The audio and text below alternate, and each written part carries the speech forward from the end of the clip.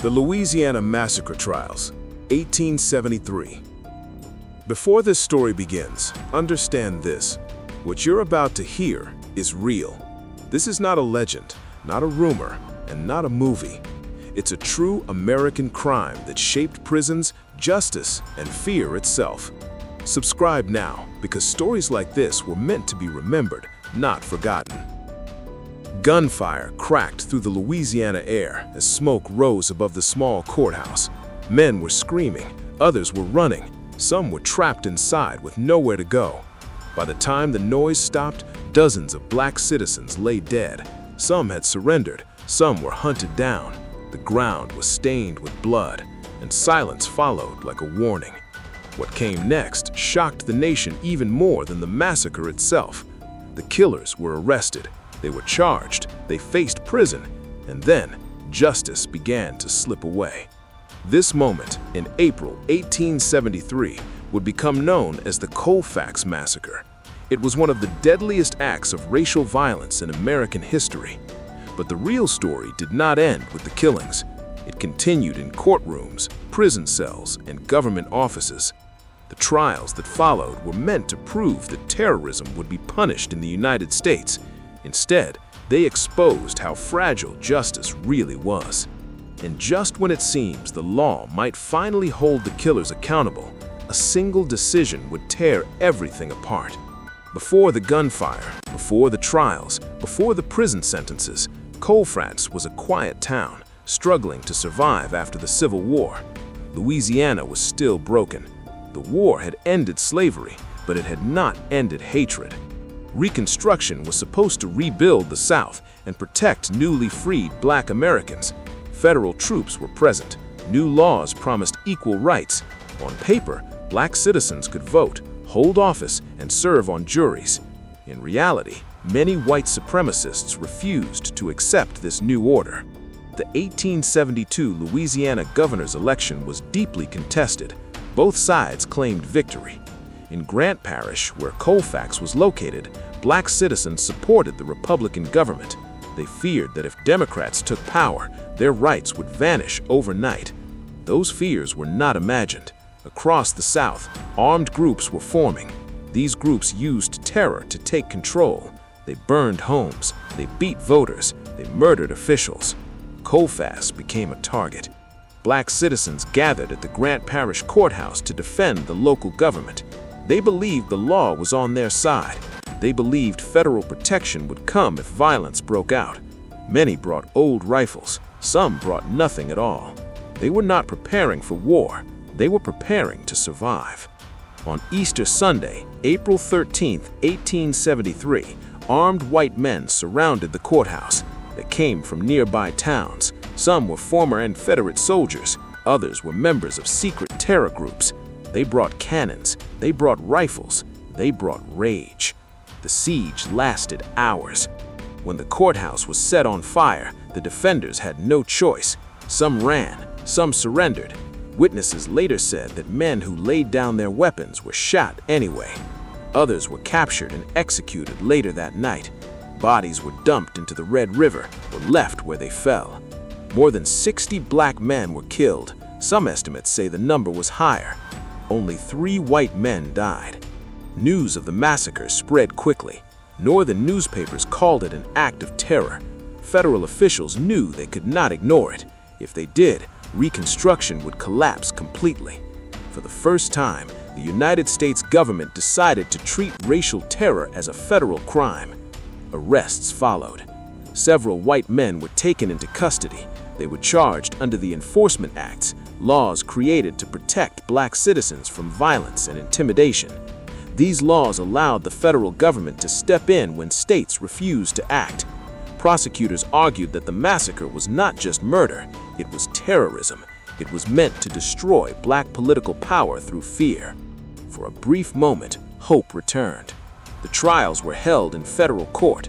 Survivors testified. Witnesses described the siege, the executions, and the bodies. Jurors heard how men were hunted even after surrendering. The courtroom was tense. Outside, armed supporters of the accused watched closely. Convictions came. Several defendants were found guilty and sentenced to prison. For the first time, white supremacists faced real consequences for mass violence. Newspapers called it a turning point.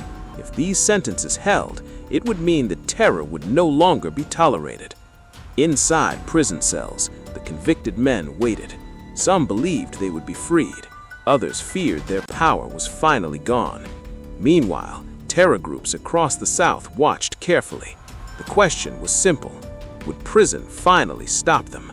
But the celebration did not last long. The defense appealed the convictions. They argued that the federal government had no right to prosecute individuals for violence unless the state allowed it. They claimed the enforcement acts went too far. The case climbed higher and higher through the courts. Finally, it reached the Supreme Court. In 1876, the court delivered its decision in United States versus Cruikshank. The ruling shattered everything. The court overturned the convictions. It said the federal government could not protect citizens from other citizens. It ruled that the enforcement acts were limited. It handed responsibility back to the states, the same states that had refused to act.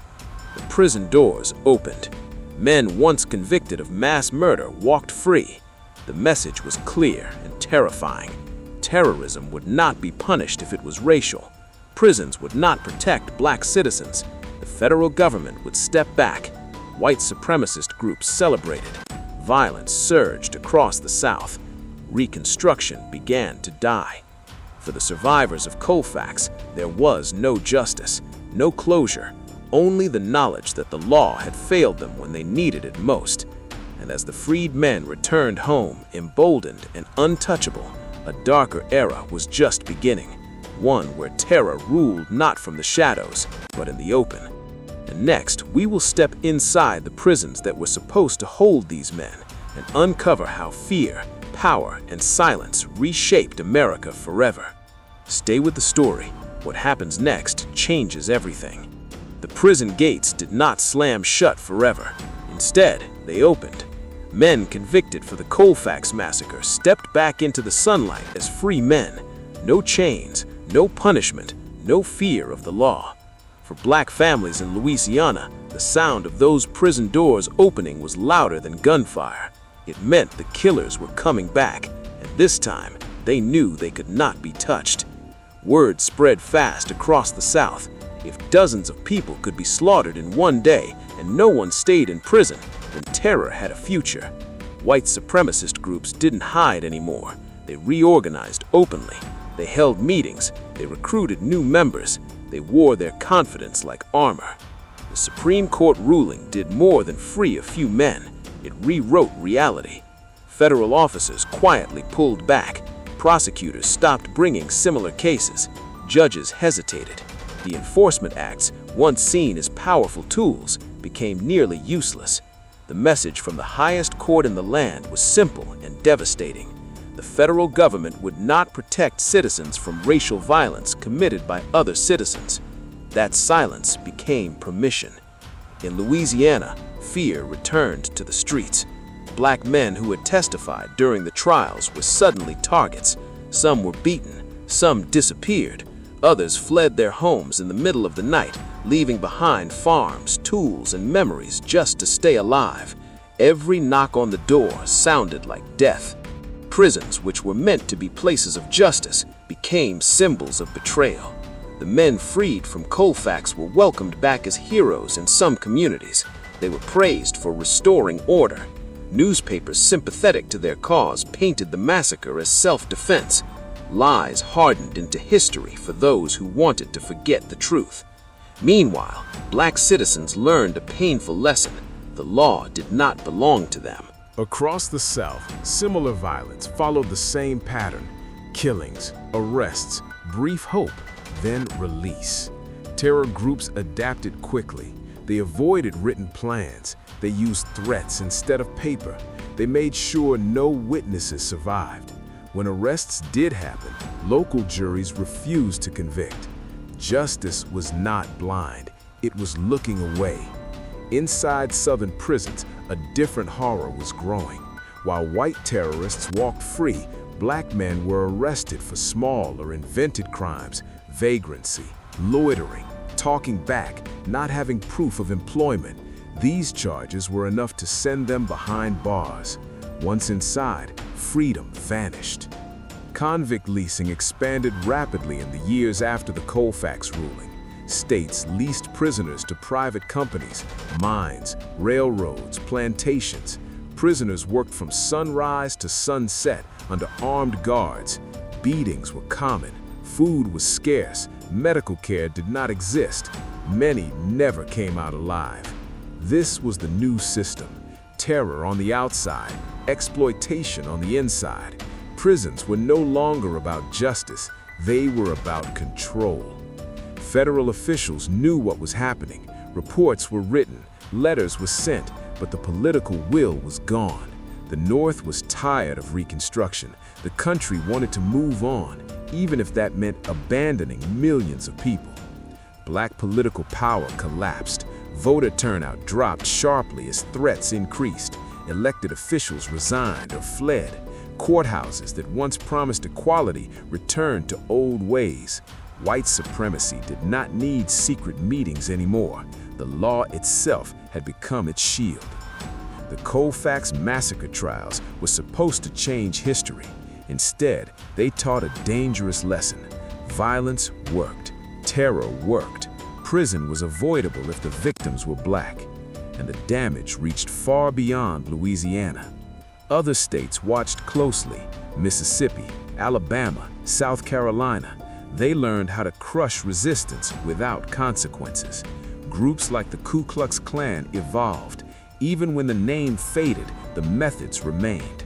Night rides, whippings, murders labeled as accidents. Fear became policy. Some survivors of Colfax tried to speak again. They wrote letters, they told reporters what they had seen. Many were ignored, others were threatened into silence. The massacre slowly disappeared from national headlines, replaced by new conflicts and new distractions. But for those who lived through it, the memory never faded. Years later, one survivor would say the trials hurt more than the killings. At least during the massacre, the danger was clear. After the trials, danger hid behind the law. Prison records show the truth plainly. The men responsible for mass murder served little or no time. Meanwhile, prison populations filled with people whose only crime was existing in the wrong place at the wrong time with the wrong skin color. This imbalance shaped America for generations. By the late 1870s, Reconstruction was nearly dead. Federal troops withdrew. Southern governments regained full control. New laws were written to look fair but act cruel. Segregation hardened. Violence continued, quieter but constant. And all of it traced back to moments like Colfax. The trials proved something terrifying. Justice without enforcement is an illusion. Laws without consequences are empty words. And prisons, when used selectively, become weapons instead of safeguards. As the decade ended, a new system replaced Reconstruction. It did not announce itself with gunfire. It arrived slowly through court decisions, prison records, and silent approvals. A system where terror no longer needed mobs. It had paperwork. And as prisons filled with the innocent and freed the guilty, America stepped into a future shaped by fear, silence, and forgotten graves. But the story does not end here, because decades later, the echoes of Colfax would resurface in ways no one expected, in new trials, new prisons, and a nation forced to face the crimes it tried to bury. That reckoning is coming, and when it does, the truth will be impossible to ignore. Stay with the story. Chapter 3 reveals what happened when history finally came knocking. The past did not stay buried. Years after the Colfax Massacre Trials collapsed, the truth refused to disappear. It waited quietly in court records, prison logs, and broken families. Long after the gunfire stopped, the damage kept spreading. And one day, America would be forced to look back at what happened in Louisiana and admit something painful. The justice system had failed on purpose. By the late 1870s, Reconstruction was ending. Federal troops were leaving the South. The promise of protection faded with them. White supremacist groups no longer needed secret names or masks. They controlled local courts, police forces, and prisons. Terror became normal. But memory is stubborn. Black communities remembered Colfax clearly. Parents told children what happened. Survivors passed down names of the dead. They warned future generations not to trust empty promises. Every election, every arrest, every prison sentence carried the shadow of that massacre. The Supreme Court decision that freed the killers became one of the most damaging rulings in American history. It did not mention Colfax by name in daily life, but it shaped everything. Police said federal law did not apply. Judges said their hands were tied. Prosecutors stopped trying. Terror learned how to hide inside the law. Prisons grew larger, but justice grew smaller. Black men were arrested in huge numbers. The crimes were small or invented. The punishments were long and brutal. Convict leasing became a machine that fed on bodies. If a prisoner died, another would replace him. No trials, no appeals, no mercy. Meanwhile, the men responsible for mass murder lived freely. Some became local leaders, some joined law enforcement, others faded into quiet lives, never punished, never questioned. Their freedom stood as proof that violence worked if aimed at the right people. This imbalance created a dangerous pattern. Every time a black citizen tried to vote, Colfax whispered a warning. Every time a witness considered speaking, Colfax reminded them what happened last time. Silence became survival. But history has a way of circling back. Decades later, during the Civil Rights Movement, lawyers and activists reopened old cases. They studied Reconstruction failures. They pointed directly to Colfax as a turning point. They argued that when the federal government abandoned its duty in 1873, it opened the door to nearly a century of injustice. The massacre was no longer just a local crime. It was evidence. Courts began to change slowly. New rulings expanded federal power. New laws punished terror crimes. But the damage had already been done. Millions had lived and died under systems shaped by that single failure. Even prisons carried the memory. Records showed the truth in numbers. After Colfax, black incarceration rates skyrocketed.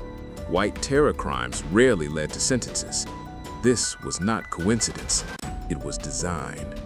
Prisons were not broken. They were working exactly as intended. The story of the Louisiana Massacre Trials became a warning taught in law schools and history books. Not always loudly, not always honestly, but it remained. A lesson carved into the legal system. Justice cannot survive without courage. When the government steps back, terror steps forward. When prisons punish the innocent and protect the guilty, they become tools of fear. Colfax proved that justice delayed is not justice denied. It is justice destroyed.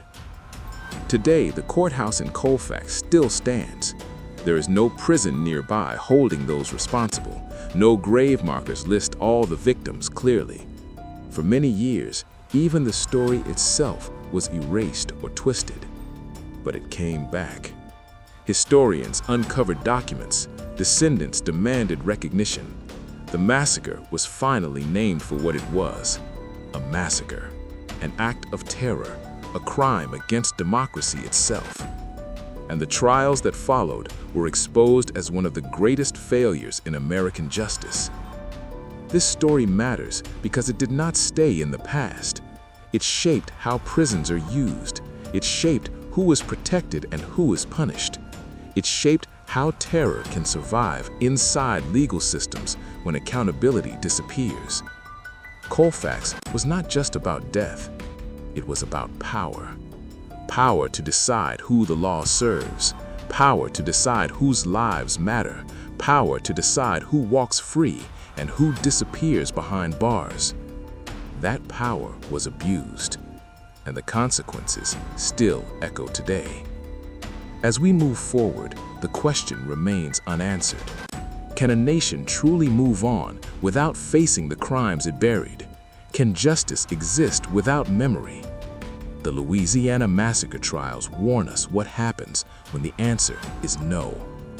And this is where the story pauses, not because it is finished, but because it continues in every courtroom, every prison, and every demand for accountability that follows.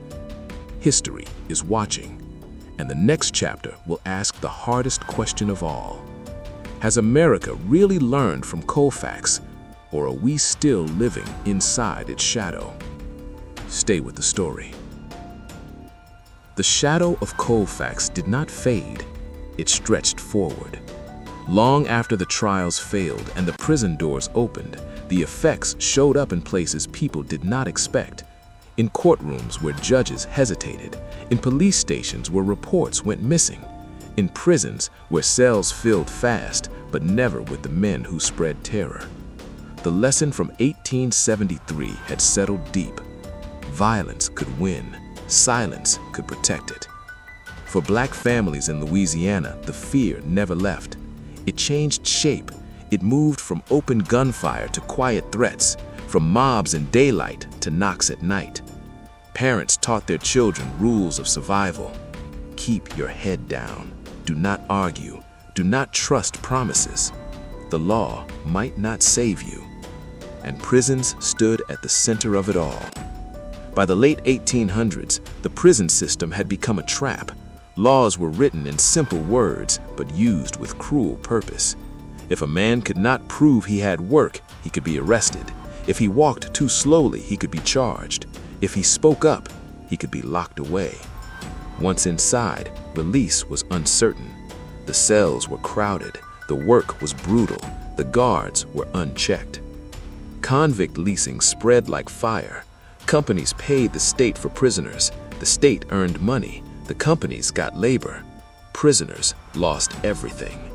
They worked in mines filled with gas. They laid tracks under the sun. They slept on dirt floors. If they collapsed, they were beaten. If they died, no one was charged. This system did not exist by accident. It grew from the same failure that freed the Colfax killers. When terror was not punished, control took its place. White men who once feared federal prison now felt safe.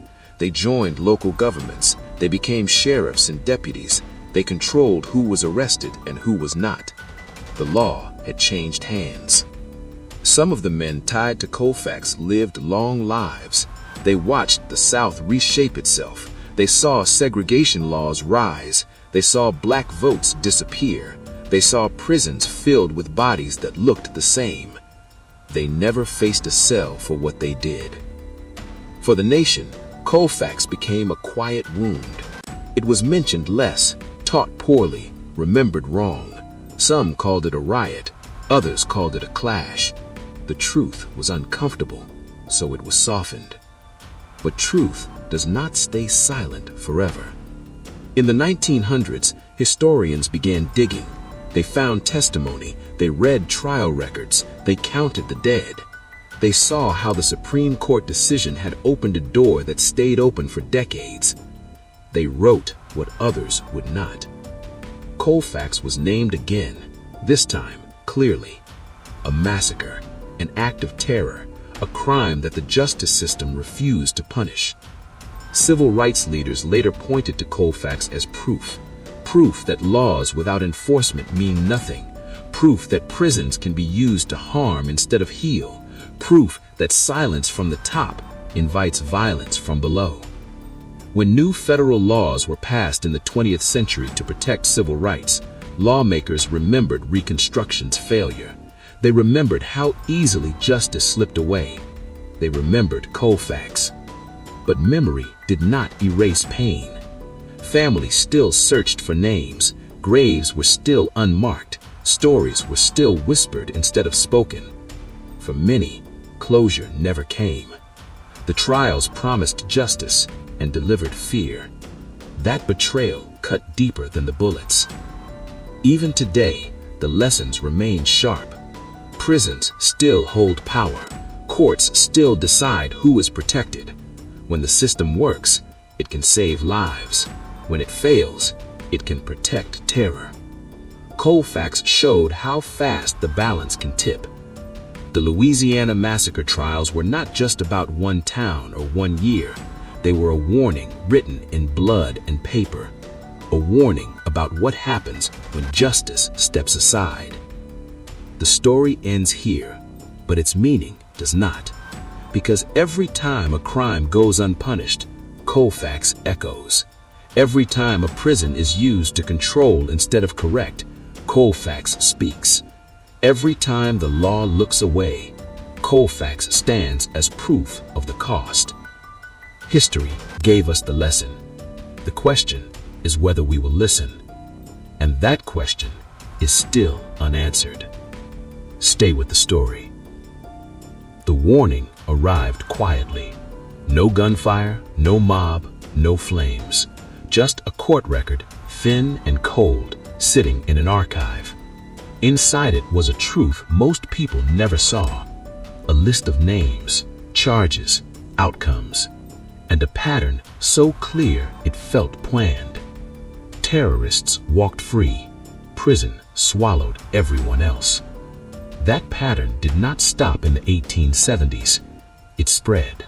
As the years passed, Colfax stopped being a headline and became a blueprint.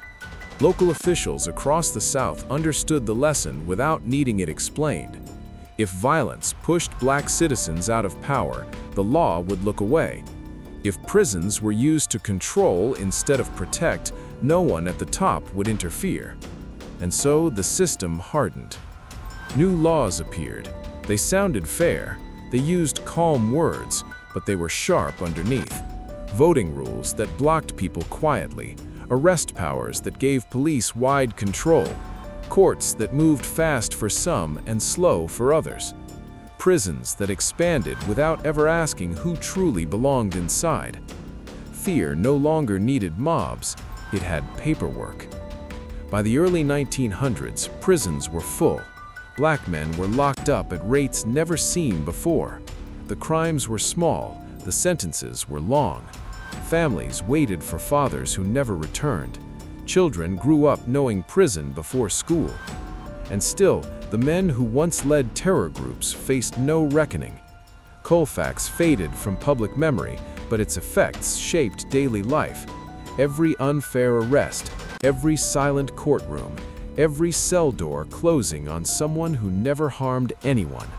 The massacre was over, but its shadow controlled the future. Then something unexpected happened. Voices rose again. Journalists began asking questions. Historians challenged old stories. They dug into Reconstruction records. They read the Supreme Court decision carefully. They followed its impact forward year by year. What they found was impossible to ignore. The failure was not accidental. The Louisiana Massacre Trials were not weak because of mistakes. They were weakened because power allowed it, because protecting black lives was never made a priority, because punishment for terror was seen as dangerous to the existing order. That truth disturbed people. Colfax returned to classrooms, then documentaries, then court arguments. Civil rights lawyers pointed directly at the 1873 trials and said, "This is where it broke. This is where the promise died." New generations listened, but history does not apologize easily. There were no prison sentences waiting for the dead, no reopened trials, no late justice, only recognition, only names spoken out loud after decades of silence. Still, recognition mattered. Memorials replaced lies, plaques replaced excuses. Colfax was finally named for what it was, not a riot, not a clash, a massacre. And the trials were finally judged for what they were, a test the nation failed. Today, prisons are still debated, who they protect, who they punish, who they break. When people argue about justice, Colfax sits quietly in the background, reminding us what happens when fear controls the law. Because once the justice system chooses comfort over courage, terror never needs to hide again. The Louisiana Massacre Trials were supposed to end violence. Instead, they taught it how to survive. That lesson still matters. And the final question remains, not just for Louisiana, but for the entire nation. When justice fails once, how long does the damage last? The answer is still unfolding. Stay with the story. In 1873, after the smoke cleared and the bodies were counted, the United States stood at a crossroads. One path led toward accountability, the other led toward silence. The Louisiana Massacre Trials were the moment the nation chose which road to take. It chose wrong. The courts had a chance to draw a line and say terror would not be tolerated. They had prison cells ready. They had witnesses willing to speak. They had laws written for this exact purpose. For a brief moment, justice felt real. Then it disappeared. That decision did not just free a handful of men, it shaped the country that followed. It told violent groups that fear could win. It told victims that survival mattered more than truth. It told prisons who they were really built for. And once that message was sent, it could not be taken back. Colfax did not fade because it was unimportant. It faded because it was too important. Remembering it meant admitting that the justice system had failed on purpose, that prisons were used as tools, not safeguards, that equality was promised but never protected. For decades, the nation avoided that truth. But truth has weight. It presses down through time, through generations, through records and memories. It shows up in statistics, in family stories, in prison walls, in court decisions that echo old ones. Colfax never stopped speaking. People just stopped listening until they couldn't anymore. Today, the Louisiana Massacre Trials stand as a warning written into American history. Not a warning about the past, but about the future. About what happens when justice is selective. About what happens when the law protects power instead of people. Because prisons are not neutral. Courts are not neutral. Silence is not neutral. They all choose sides. Colfax teaches us that when terror is not punished, it becomes policy. When killers walk free, fear fills the gap. When prisons lock away the innocent and release the guilty, justice turns upside down. This was not just a failure of one court or 1 year. It was a failure of courage. And the cost was measured in lives, stolen futures, and generations shaped by fear. The massacre ended in a single day. The trials ended in a single ruling, but the damage lasted far longer. It lasted through Reconstruction, through segregation, through prisons filled with bodies that never should have been there, through families waiting for justice that never came. That is the real legacy of the Louisiana Massacre Trials. Not just bloodshed, not just broken law, but a lesson carved deep into the nation's bones. Justice must be defended or it disappears. And when it disappears once, it does not come back easily. This is where the story ends. Not because it is finished, but because it is still being written. History remembers Colfax. The question is whether we do. If this story stayed with you, there are many more like it waiting to be told. These crimes shaped history, and silence only lets them happen again. Subscribe to keep these true stories alive and uncover what others tried to hide. The next case begins soon, and you won't want to miss it.